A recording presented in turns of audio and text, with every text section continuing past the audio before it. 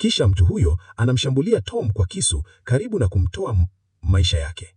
Baada ya hapo anamwelekea kwa Julie. Sasa hakuweza kumwokoa mumewe, lakini haraka anaingia ndani ya boti na kuwafungia watoto wake wote wawili kwenye kibanda. Baada ya hapo anampa Cassie bunduki ya kuwasha na kusema itumie tunapokuwa katika hali ngumu sana.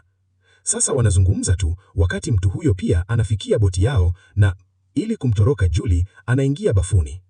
Sasa hapa muuaji huyo anaanza kutafuta boti yao, na mara tu anapopata chakula hapo anaanza kula. Anarukia chakula kana kwamba amekuwa na njaa kwa siku nyingi. Baada ya kula ndipo anapoanza kumtafuta Julie. Baada ya hapo anaenda moja kwa moja kwenye kibanda, lakini akienda huko anagundua kwamba mahali panapotoka sauti hakuna mtu pale. Kwa kweli Julie alikuwa ametoroka kutoka hapo kupitia shimo kwenye mashua, lakini mbwa wa mtu huyo anamuona Julie na kuanza kubewia Julie. Sasa akiwa hana msaada, Julie analazimika kumuua mbwa huyo ili kumnyamazisha, na yeye mwenyewe anajificha chini ya mashua. Ingawa kwa kawaida hakamatwi na muuaji huyo, lakini anapoangalia nje na kumuona mbwa wake amekufa, anaelewa kwamba Julie yuko nje ya mashua.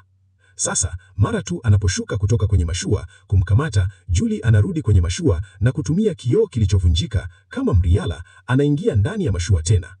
Lakini baada ya muda mdogo, hapa Julie anakamatwa mikononi mwa mtu huyo. Anamshika nywele na kuanza kumpiga. Anaanza kumkaba koo Julie. Sasa anaanza kupigana na muuaji huyo kwa namna moja ili kujiokoa. Cassie ambaye anaangalia haya yote kutoka kwenye kibanda, anakumbuka kwamba hii ni fursa njema ya kuitumia bunduki hii ya moto. Anafiatua bunduki ya moto ambayo mtu huyo anaanguka mbali, lakini hakuna kitu kinachomtokea. Wanapata nafasi tu ya kutoroka na moto pia unaanza ndani ya boti. Sasa Julie anatoka haraka ndani ya boti ili kuwaokoa watoto wake wote wawili. Wakati anatoka nje ya boti, muuaji huyo anamshambulia Julie tena, lakini mara hii Julie anamrushia teke na kumtupa mbali. Baada ya kutoka nje, Cassie na Ben wanaanza kulia wakitazama maiti ya baba yao. Hawakutarajia haya yote kabisa.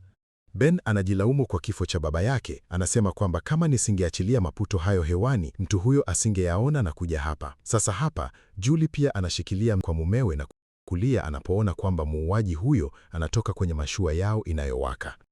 Sasa haikuwa salama kwao kukaa hapa. Ndio maana anawachukua watoto wake wote wawili na kukimbia kutoka hapa. Baadaye kidogo, mashua yao inayowaka inalipuka. Wakikimbia na kukimbia,